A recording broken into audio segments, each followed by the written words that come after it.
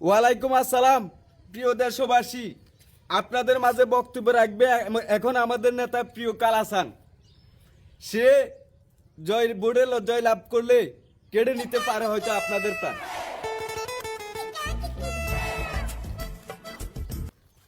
প্রিয় দেশবাসী, আসসালামু আলাইকুম।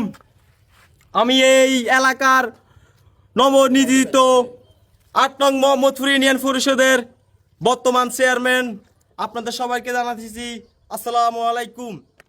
আগামী ইলেকশনে সবাই আমাকে একটি একটি করে ভোট দিয়ে জয়যুক্ত করবেন, যেন আপনাদের এই এলাকার এই উন্নয়নের সেবা করতে পারি।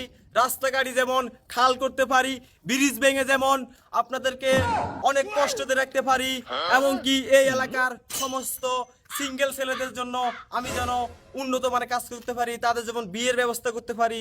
এই জন্য আপনারা আমাকে সেবা করার সুযোগ দিবেন, আপনারা একটি করে ভোট দিবেন। এই কথা বলে আমার বক্তৃতা আমি শেষ করতেছি। আমরা পারি না আর পারি না, কারো সাথে পারি না।